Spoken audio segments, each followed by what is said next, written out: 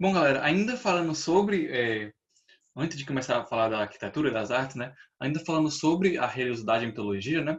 Também tem os festejos e rituais sagrados na Grécia Antiga, né? Os gregos na antiguidade realizavam festividades em homenagem aos deuses em comemoração de momentos importantes da vida. Algumas cerimônias eram privadas, como realizadas diante dos altares domésticos, nos quais eram feitas oferendas e libações, derramamento de líquido, e outros eram públicos, como sacrifícios. Rituais em que os animais eram mortos e oferecidos aos deuses. E as procissões. Alguns rituais se tornavam longos e animados, como foi o caso dos Jogos Olímpicos, que eram realizados a cada 4 anos na cidade de Olímpia e na Jazeus.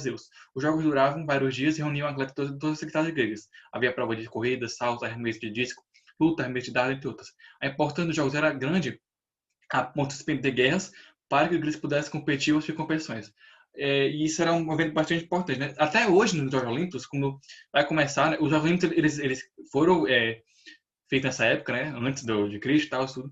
E aí eles voltaram a ser feitos no final do século XIX, né? Tipo, pela galera francesa e tal, pelos esportistas, e aí começaram a se expandir para o mundo todo de novo, né? E é, essa atração é tão forte que quando vai começar, você sabe a atração do fogo olímpico, né? Que você vai acender a tocha olímpica e tal, e tudo.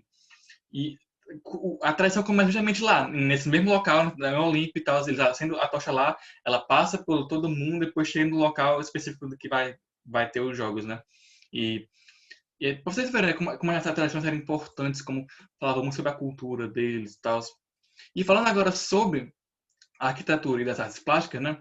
Uma das principais áreas culturais deixadas pelos gregos é o campo das artes, no tocante à arquitetura, artes plásticas e literatura. Essa é uma primeira evidenciada nos templos sagrados e edifícios públicos. Chegamos três estilos, né? O dórico, o jônico e o coríntio.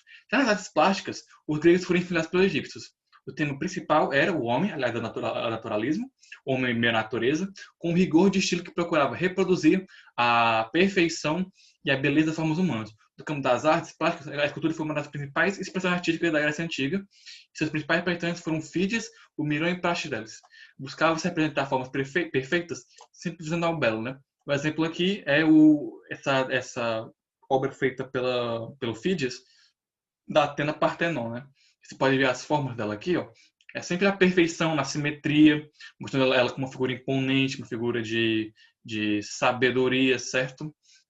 Isso era a forma de exaltar o humano, exaltar o belo, né? Exaltar a simetria, certo? Em relação à literatura, vamos falar um pouquinho, e na próxima aula a gente vai falar um pouquinho do teatro especificamente, né? Na literatura, os poemas da Ilíada e Odisseia, que narravam a Guerra de Troia e as aventuras de Ulisses, consagraram a figura do Homero como importante artista da época. Na antiguidade, o famoso historiador grego Heródoto considerou o Homero um dos principais formuladores de toda a mitologia grega, que se baseava na existência de mais de 30 poemas homenagem aos deuses, os hinos homéricos, também supostamente compostos pelo poeta. Mas com sua autoria exata nunca foi possível determinar. Atualmente, a gente acha que é possível que o Homero nem tenha existido, e nem tenha sido um homem só. Pode ter sido vários aedos que contavam de forma mística as histórias, só que aí alguém compilou, e alguém juntou, e as obras aí eram Homero, também não era Homero. Mas o importante é entender que esses poemas, a literatura também é uma forma de expressão da mitologia, né? Expressão da mitologia, dos valores e tal, da formulação da mitologia, né? De compilação, de juntar as histórias orais das cidades e de formular essa mitologia grega unificada, né? E tinha esses poemas, né, dos hinos homéricos de exaltação aos deuses e tal. E poemas como a Ilíada e a Odisseia falam justamente sobre eles também exprimem isso, né? Exprimem também, de certa forma, em meio por metáfora, as aventuras do povo grego, a força do povo grego, também às vezes as falhas, as dúvidas, incertezas, certo? Tanto a Lida como a mostram isso, elas refletem os valores desse povo, beleza? Isso é por isso que a gente estuda tanto, a gente vê tanto, sabe? São relatos muito importantes sobre. E na próxima aula a gente vai falar um pouquinho sobre o teatro e além do pensamento filosófico da Grécia Antiga, beleza? Valeu!